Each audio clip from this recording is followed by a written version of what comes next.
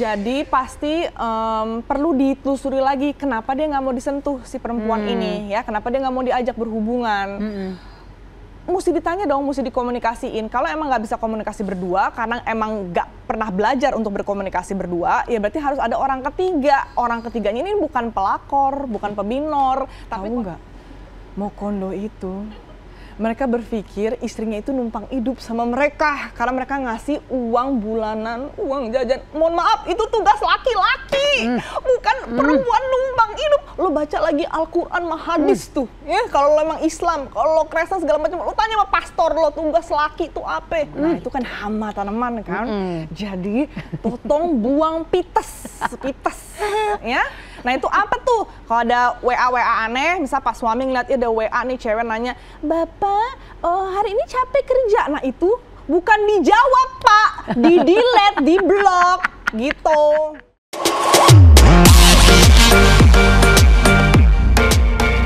Nah gimana caranya tuh misalnya, apalagi kalau cowok ya ngeliat dokter cantik kayak gini, kalau udah mulai konsulnya, we know lah, mereka udah mulai konsul yang mungkin yang ranah private dan sebagainya, dan kamu ngeliat ini kayaknya bukan orang mau bertanya nih, tapi emang lagi iseng aja, lagi mau mencari respon kamu.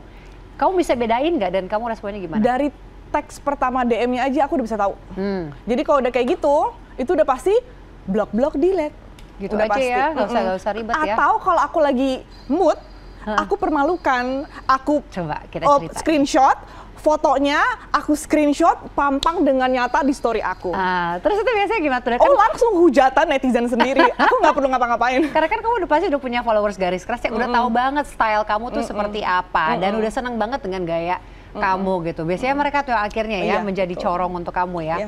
Oke, sekarang mau bahas kepada kamu ya, kan kamu kan sekarang ya udah public figure jatuhnya kan, orang they go to your social media daily untuk bisa mendapatkan insight, hiburan dan sebagainya. Seberapa kamu menjaga privasi kamu sendiri nih? Apalagi aku lihat kan kamu juga posting mengenai anak dan sebagainya. Kalau ada yang nanya hal-hal privat pasti nggak akan aku jawab, dan admin-adminku udah aku kasih tahu jangan pernah jawab. Ya, jadi hal-hal kayak nanyain tentang kehidupan aku segala macam.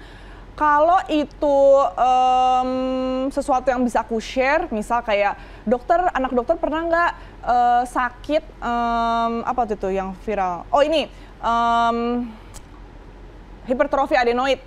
Dioperasi nggak dok jadinya? Nah itu sesuatu yang menurut aku... dok, bisa bahasa yang lebih membumi. Sorry. Hipertrofi adenoid itu pembesaran kayak amandel tapi di belakang hidung. Oke, ya, kayak itu polip sinus gitu, bukan? Semacam itu tapi di belakang. Ya. Nah itu membesar biasanya karena peradangan atau ada alergi dan lain-lain. Nah itu aku posting edukasi. Nah abis itu ada yang nanya tuh, itu kan jatuh sebenarnya ke ranah privat yang sebenarnya nggak perlu aku jawab. Tapi aku ngerasa dengan aku menjawab, aku bisa memberikan manfaat, mungkin pandangan baru buat mereka yang memang lagi cari second opinion untuk operasi anaknya dan lain-lain. Itu aku jawab. Tapi kalau yang menurut aku nggak ada manfaatnya dan orang nggak perlu tahu, nggak bakal aku jawab. Oke, jadi kembali lagi ya, you set the tone ya. Oke, sekarang kita boleh bahas mengenai love tank. Itu apa sih dok? Karena aku lihat dokter pernah beberapa kali menyampaikan tentang love tank itu. Tangki cinta. Jadi setiap orang tuh punya tangki cintanya masing-masing, dan tangki cinta ini bisa diisi oleh diri sendiri maupun orang lain. Tapi banyak yang nggak tahu, terutama wanita, mereka pikir tangki cinta itu hanya diisi oleh orang lain. Mereka nggak tahu kalau mereka juga bisa ngisi. Akhirnya muncullah wanita-wanita bahlul. Gitu. Oke, sekarang boleh dokter memberikan wejangan kepada para wanita-wanita ini ya, red flags yang harus dihindari dari pasangan. Karena kan dokter bilang kalau udah ranah orang yang sudah menikah, you don't wanna go there ya. Tapi kalau untuk mereka-mereka yang masih single, mencari yang terbaik, apa sarannya yang harus kita hindari red flag itu? Red flag itu kalau dia udah motong boundariesmu, ngelabrak boundariesmu. Misalnya boundariesmu adalah aku nggak mau sentuhan pas pacaran, misalnya kayak gitu. Tapi dia nyentuh-nyentuh, nah itu dia udah crossing the line. Nah itu udah red flag, itu harus di cut off. Kayak gitu. Dan boundaries itu kan setiap orang juga beda ya, jadi memang nggak bisa disamakan satu pasangan dengan pasangan yang lain. Nah tapi kalau untuk misalnya pasangan yang sudah lama menikah gitu, dan itu kan sebenarnya pertanyaan yang cukup general kan, dan mereka merasa, aduh makin lama sparknya udah mulai hilang. Seperti itu masih mau kamu address nggak, kamu jawab nggak? Enggak, itu biasanya aku ngarahinnya ke psikolog pernikahan aja. Aku nggak mau sampai salah ucap. Oke. Nah, sekarang banyak suami yang menyalahkan istrinya atas perselingkuhan karena tidak melayani. Kita lihat ya, ini kan sempat ada di sosial media ya, ada ya banyak lah yang isu-isu yang muncul. Apa tanggapan dokter mengenai hal ini? Tanggapan aku, orang nggak mungkin melakukan sesuatu kalau nggak dibuat menjadi seperti itu. Nggak mungkin ada akibat kalau nggak ada sebab, ya. Apalagi ini hidup berumah tangga berdua. Jadi pasti perlu ditelusuri lagi kenapa dia nggak mau disentuh si perempuan ini, ya, kenapa dia nggak mau diajak berhubungan.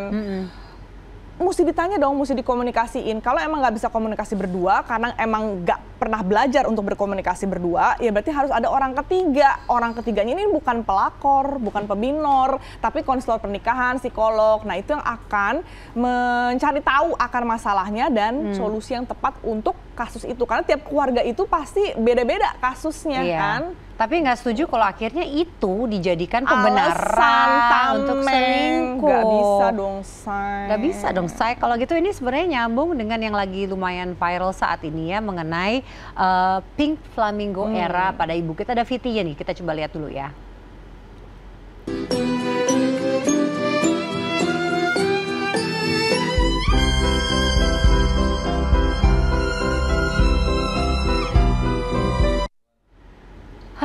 Saya jadi ingat momen-momen itu ya, apalagi kalau again ya, perempuan itu dituntut untuk memiliki standar yang sangat tinggi gitu pada saat mereka belum menikah, pacaran lagi cantik-cantik. Tapi kan ketika kita punya anak ya, yang adalah bikinnya juga berdua untuk kita berdua, untuk keluarga juga gitu, dan mereka harus mengorbankan, dalam tanda petik ya, bukan mengorbankan tapi seproses tubuhnya, dan kemudian dibandingkan dengan ketika dia masih di masa-masa kejayaannya itu. Menurut dokter gimana? Apalagi kan dokter suka menangani mereka yang ada kasus baby blues dan sebagainya. Jadi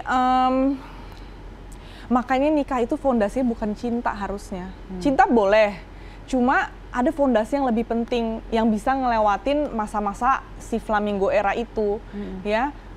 Salah satu adalah komunikasi, compromise, ya, trust, terus dengan visi misi rumah tangga yang emang jelas tujuannya apa gitu. Kalau visi misi rumah tangganya yang gampang rapuh, kayak cuma pengen punya anak aja, kayak gitu, visi misi mau nikah buat apa alasannya?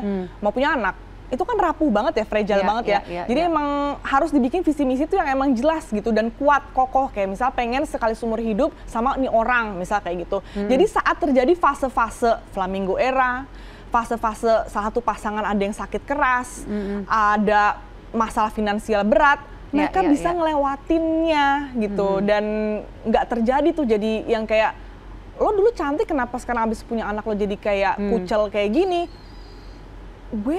Badan gue berubah buat nih anak bisa lahir ke dunia gitu. Kayak say thanks to me dong gitu kan. Dan it's not permanent kok. It's not permanent. Ini kan cuma fase. Ini kan proses. Nanti ketika anaknya juga sudah besar, ya sekarang kan juga zamannya kan kita ngelihat banyak sekali para perempuan itu, mereka mau pedal kayak, mereka mau high rocks kayak, mereka mau apa. They take care of their body. Tapi sebelum itu kan para suami, terutama para pasangan, harus bisa membantu dia untuk merasa nyaman dulu dengan fase itu, ya nggak sih, Dok? Betul. Oke, dan sekarang mau bahas juga mengenai berbagai fenomena yang ada di luar sana. Salah satunya adalah mengenai pernikahan dini. Dan atau untuk mau nikah cepat-cepat nih misalnya, atau justru yang nggak mau nikah sama sekali. Kan sekarang banyak nih katanya nih, yang Gen Z, gue nggak mau nanti menikah, gue nggak mau nanti punya anak dan sebagainya. Dengan berbagai macam hal-hal fenomena-fenomena ini, what's your take on that?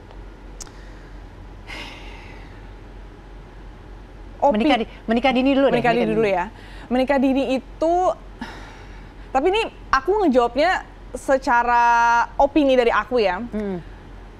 Itu kan masih muda banget ya, umur 20-an itu kita bahkan belum tahu kita mau apa, jati diri kita ngarahnya gimana, passion hidup kita apa, tugas kita di dunia itu apaan, kita belum tahu itu. Jadi kalau kita langsung jedet nikah, kita tuh masih polos banget, Kak, masih polos banget gitu ya. kita cuma ngeliat, oh nikah itu happy ending, happily ever after. Nikah nggak gitu, nikah itu tugas yang amat berat. Makanya namanya apa? Ibadah terpanjang. Terpanjang ibadah mana ada yang nikmat, ya kan? Pasti ada capek. Sholat deh, sholat. Yang bisa ngerasain nikmat tuh orang-orang yang imannya udah sampai ujung sana. Yang masih kayak kita cetek-cetek. Sholat itu berat, ya Allah, gue sholat pernah cuma 5 menit doang. Ini nikah, ibadah terpanjang gitu. Jadi kalau saran aku sih, kalau mau nikah muda, coba pikir-pikir dulu gitu. Sementara kan kita juga lihat ya yang lagi viral karena anak masih umur berapa gitu, udah dinikahin oleh SMP ya? SMP oleh orang tuanya ya. Jadi memang secara biologis juga dia belum ready, secara mental apalagi. Dok, apa menurut dokter ya kriteria seorang itu sebenarnya udah layak nih untuk menikah? Apakah dari umur ataukah ada standar-standar tertentu yang dia mesti punya, secara financial juga, apa kira-kira? Mereka udah harus punya mindset yang berbeda ya. Mindsetnya itu udah ngelihat ke depan, visi misi yang jelas tuh apa buat berumah tangga. Jangan yang rapuh-rapuh cuma pengen punya anak biar nggak dosa gitu. Itu kan sangat fragile sekali. Harus emang jelas visi misinya tuh apa. Aku ingin misal contoh berumah tangga sekali seumur hidup sama orang ini. Aku ingin ngebangun kekayaan di Pulau Jawa gitu kan. Tuh kan gue jadi meleng kan. Itu buat aku dok, itu buat aku dok. Iya, pokoknya visi misi harus udah jelas. Terus kalau buat laki-laki financially udah harus stable sih. Nah, balik lagi ke Mokondo, iya kan? What is your take on Mokondo? Tahu nggak, Mokondo itu mereka berpikir istrinya itu numpang hidup sama mereka karena mereka ngasih uang bulanan, uang jajan. Mohon maaf, itu tugas laki-laki, bukan perempuan numpang hidup. Lo baca lagi Al-Quran mah hadis tuh, ya kalau lo emang Islam, kalau lo Kristen segala macam, lo tanya sama pastor lo tugas laki itu apa? Say it sister. Oke, ini seru. Ini baru pertanyaan dari saya aja nih. Kita mau ngeliat ya, ada beberapa pertanyaan ya dok ya dari para insertisen untuk dokter. Boleh ya kita mainkan ya? Ini, oke. Insertisen mau curhat apa ke dokter spesialis cinta? Anak 2 tahun makan jajanan pasar asal gula dikit. Definisi gula dikit dokter Shin itu segimana? Oke. Bukan definisi aku ya, tapi menurut IDAI dan badan-badan besar di dunia, di bawah 2 tahun sebenarnya kalau bisa sih nggak usah dikasih sama sekali gula sintetik, ya kayak gula pasir gitu-gitu.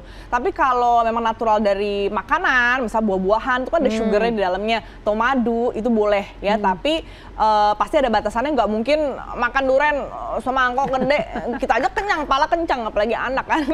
Terus, tapi kalau ada kasus-kasus misal anaknya GTM susah makan, dengan sejumput gula di makanannya bisa bikin dia selera makan, itu diperbolehkan di bawah 2 tahun. Gitu. Nah di atas 2 tahun baru tuh kita bisa kasih misal on range sehari bisa 1-2 sendok teh gula sintetik, gula pasir kayak gitu. Tapi pertanyaannya saya mengharapkan pertanyaan yang lain tadi dok. Kita bisa lagi ngomongin mengenai Mokondo dan mengenai pernikahan dini. Aduh, ngomongin balik gula. Lagi ke bayi. Siapa tahu ya ini selanjutnya. Kalau ASI nggak dipompa, kira-kira bisa basi nggak dok di payudara? Itu ciptaan siapa? Hah? Ciptaan made in China apa? Allah, jangan aneh-aneh. Kesel deh gue. Heran ya kak, kalau kayak makan makanan instan, wafer segala macam tuh nggak pakai mikir, kasih ke anak, robek, kasih. Giliran yang udah real food, yang dari Tuhan, pada ada aja dibikin. Emang biji buah nangga aman ditelan sama bayi? Iya Rob. Pusing gue. Padahal ya sebagai seorang ibu itu kan juga kalau udah penuh kan bawaannya emang pengen kita keluarkan. Jangan disimpan-simpan Bu, tidak akan menjadi wujud yang lain yogurt atau apa gitu. Enggak. Pokoknya ciptaan Tuhan adalah the best ya. Selanjutnya ada lagi kita lihat nih. Dokter cinta gimana sih biar kita bisa buat pasangan kita nggak bosen sama hubungan? Harus 2 arah sih, nggak bisa satu aja yang effort, dua-duanya harus effort ya. Kayak ibarat nih, cinta itu kayak tanaman, cinta itu kata kerja ya kata kerja. Kayak tanaman mesti diapain bisa tetap hidup. Kita nggak ngomongin kaktus yang disiram seminggu sekali, nggak ada. Kita ngomongin tanaman normal, mesti diapain? Disiram tiap hari, ya kan? Tuh daily communication tiap hari ada di situ. Terus kalau ada yang apa namanya mati-mati tuh, ada diserang hama, daunnya bunganya potong, biar daun baru numbuh, biar bunga baru tumbuh. Tuh apa kalau lagi berantem, lagi ada masalah, komunikasiin ya, dimaafkan tuh, di moto-moto dimaafkan. Terus tiap seminggu 2 minggu sekali dikasih pupuk. Apa tuh? Apa kek date night? Apa kek? Maaf ini dokter spesialis kita atau dokter spesialis tanaman nih kayaknya menjiwai sekali. Soalnya gue paling enek kalau ada yang bilang cinta itu apa? Ya kayak mancing ikan. Abis mancing udah dong, ini kan tanaman. Gitu. Dok, tapi aku mau nanya nih, sebenarnya kan masih ada beberapa pertanyaan lagi, tapi tadi tergelitik karena ngomongin soal hama. Kita juga tahu kan banyak hama-hama ya mungkin di sekitar kita, apalagi kan sekarang ya sepertinya, mohon maaf aja ya, ani-ani dan sebagainya, mereka kayaknya justru bangga menunjukkan, gue nih kayak gini, ani-ani no, simpenan yes. Nah, apa pendapat dokter mengenai Nah, itu kan hama tanaman kan. Jadi, potong, buang, pites, ya. Nah, itu apa tuh? Kalau ada WA aneh, misal pas suami ngeliat ada WA nih cewek nanya, "Bapak, hari ini capek kerja." Nah, itu bukan dijawab, Pak. Di-delete, di-block, gitu. Oke. Insertizen, para suami, para pacar ya, kalau seandainya ada yang nge-DM isinya kayak gitu, yang perlu dilakukan dok adalah delete, block. Block, delete. Block, delete ya. Mungkin disangkanya lucu, tapi nanti akan menjadi sebuah problem di kemudian hari, sama seperti hama pada tanaman. Oke, lanjut lagi ke pertanyaan dari Insertizen. Gimana kalau kita pacaran sama duda, tapi mantan istrinya selalu datang terus? Datang terusnya ngapain nih? Kalau komunikasi tentang anak, co-parenting ya kagak apa-apa. Tapi kalau datang terus mancing-mancing buat balikan, nah itu yang mesti dibahas. Oke, jadi balik lagi ke komunikasi ya, apapun itu. Jadi dokter juga nggak bisa ngasih saran putusin atau apa. Bisa gitu kan ada anak di situ gimana sih? Betul, semuanya perlu dibahas ya. Masih ada lagi pertanyaan dari netizen. Ayo dong netizen, coba yang lebih nyaman sendiri bersama anak karena hubungan terasa kayak formalitas aja tanpa apresiasi. Itu normal nggak sih dalam married couples? Atau istrinya malas aja menjalankan kewajibannya ngurus suami? Gimana cara memperbaikinya tanpa nyalahin pasangan? Ini nanya suaminya berarti ya? Ini bagaimana? Ini perempuan atau laki? Perempuan. Oh mungkin dia ngebahas dari sisi point of view lakinya juga. Jadi itu kan berarti udah mulai hambar ya pernikahan ya. Nah itu mesti dimunculkan lagi separak percintaan ya. Kalau misal lakinya yang belum bisa komunikasi dengan baik, coba ibu kasih contoh cara komunikasi yang baik, cara mengisi love tanknya si suami tuh kayak gimana. Ingat-ingat dulu zaman pacaran suami tuh sukanya ngapain sih gitu. Apakah di act of service, dimasakin dan lain sebagainya. Jadi penting juga ya kita tahu mengenai love language pasangan kita ya. Kadang-kadang ya mungkin karena udah terlanjur dalam rutinitas, kita lebih fokusnya ke love language kita, what we want. Tapi kan mungkin pasangan love language-nya beda. Oke, kita punya pertanyaan terakhir dari Insertizen. Kira-kira mau nanya apa? Dok, komentar dong gaya pumping Patricia Gao, nonton konser pumping tetap jalan. Oke, sebelum dijawab ya dok, kita punya tayangannya nih ya. Tayangannya ketika Pat Gao sedang nonton konser dan dia pumping untuk baby Zoe ini. Coba kita lihat. Ketika Bu Sui gak mau skip konser, before mulai kenceng neng.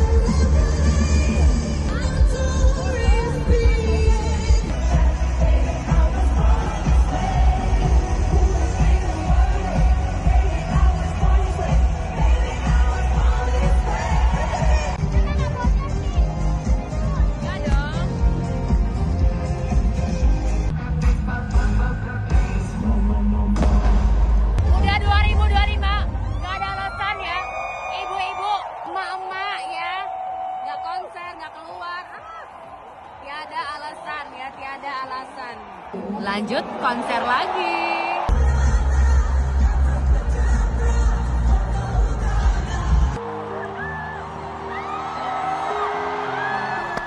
Keren. Dia tahu tuh fungsi emak tuh apa. Kasih makan buat anak ya. Kebetulan Mak Pat ini bisa ngasilin ASI buat makan anaknya. Ya disediain buat anaknya, dia nggak lupa kewajiban dia. Dan kadang-kadang orang tuh suka melihat menyusui itu sebagai sebuah tanggung jawab yang berat gitu loh. Padahal kan sebenarnya bisa diasikin gitu loh. Dan kalau mamanya juga happy kan konon ya, kalau aku sih pengalamannya gitu semakin kita happy, produksi juga semakin lancar. Betul. Tapi apa kira-kira dok? Untung kebetulan Petco juga orangnya kalau menghadapi komentar netizen juga cukup santai ya. Tapi kan nyatanya netizen ada yang komentar katanya nggak higienis deh dan sebagainya. Apa respon dokter terkait itu? Sambil kembang kempis loh dokternya. Aduh, ngomongin gak steril ya Allah. Ibu mau dia pamping gitu kan namanya. Mau dia pumping di kantor, mau dia pumping sambil kerja, sambil kuliah. Aku pumping dulu sambil kuliah, sambil kerja tuh. Pumping di mana lagi? Konser, pumping di MRT di mana kek? Itu kan bisa Bu dibikin steril. Contohnya apa? Cuci tangan, kalau nggak sempet hand sanitizer, tisu basah. Masa sekelas mampet kagak ngerti kayak gitu higienitas? Pasti ngerti lah, mukanya aja kinclong nggak jerawatan. Jadi dia tahu cara bersihin tangan. Dia happy luar dalam, baby Zoe juga happy, dan tadi di sebelah tuh suaminya juga di situ mendukung gitu loh ya. Lagian nggak enak juga ya kalau ambil joget-joget itunya. Besok langsung klokdak, langsung sumbet tuh. Kalau nggak dikeluarin. Ada alasan medisnya juga ya. Oke, jadi sudah terjawab semua ya. Dok, apa pertanyaan dari netizen yang belum pernah ditanyakan ke kamu dan kamu tuh pengen banget sebenarnya menyampaikan ini? Ada nggak kira-kira? Ini kok gue nggak pernah ditanya ya mengenai ini, padahal gue tuh pengen banget menyampaikan mengenai hal ini. Enggak sih, netizen pertanyaannya ajaib say. Semua ditanyain dari yang normal sampai nggak normal, semua ditanyain. Kalau pertanyaan yang itu, pertanyaan yang ini ya, udah lebih case by case gitu kan, pertanyaan yang kasus yang sulit, nah itu pasti aku nggak jawab karena aku harus ngeliat dulu pasiennya. Apa, ambil satu aku yang jawab? Ya masa aku yang jawab? Apa ide paling gila di pikiranmu dan kini jadi kenyataan? Aku bisa ketemu sama diri aku lagi 15 tahun lalu. Oke.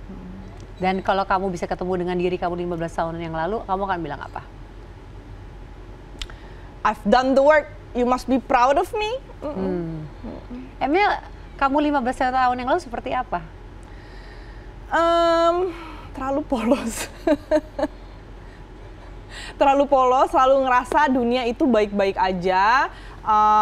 Nggak ngerasa bahwa emang harus dipahat dulu nih shishen, baru dia bisa tahu kalau dia punya potensi gitu.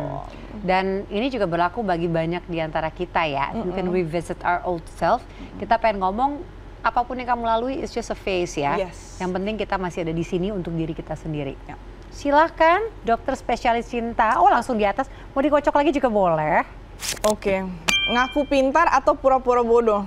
Pura-pura bodoh aja. Karena semua orang itu pada dasarnya bodoh. Bisa pintar karena belajar, mau belajar gitu. Oke, that's jawaban yang pintar sih itu. Oh gitu.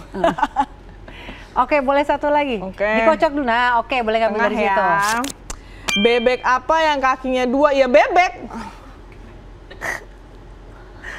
Benar itu? Oh, benar gitu. itu? Oke. Gak seru ah. Aku satu lagi. Itu pertanyaan apa itu? Kenapa gajah kakinya 4? Ya Allah, ini kenapa binatang dengan kaki-kaki? Kalau 2 dia jatuh ngegeblak ke belakang. Karena kalau 2 dia bebek gitu ya kan? Oh gitu. Oke. Bisa kayak gitu. Thank you so much Dr. Chen, dokter spesialis cinta sudah hadir di sini dan sudah berbagi dengan kita. Kalau misalnya dari tadi, Nadia belum jawab pertanyaan, belum menanyakan pertanyaan yang gue pengen tanya, boleh tanya langsung ya. Boleh. Instagramnya Dr. Shane. Kalau gue mood aja jawabnya ya. Kalau dia mood aja jawabnya. Tapi kalau mau untuk counseling laktasi misalnya yang serius, yang benar-benar sesuai profesi kamu, kemana tuh biasanya? Biasanya ke adminku sih di Rumah ASI, MPASI. Ada Instagramnya kok Rumah ASI. Oke, tapi kalau itu nggak mood-moodan ya jawabnya ya? Itu gue harus kerja bener. Oke, thank you so much. Thank you for having me. Yes, thank you dan salam untuk anak-anaknya ya. Nah, pemirsa, semoga tadi Insertizen apa yang sudah disampaikan oleh Dr. Shane itu bisa menjadi sedikit eye opener bagi kita semua bahwa hidup itu dinikmatin aja shy, terutama bagi Anda yang menjadi seorang ibu. Selamat atas pencapaian kamu dan please enjoy the journey. Kita akan ketemu lagi di iTalk selanjutnya. Sampai jumpa.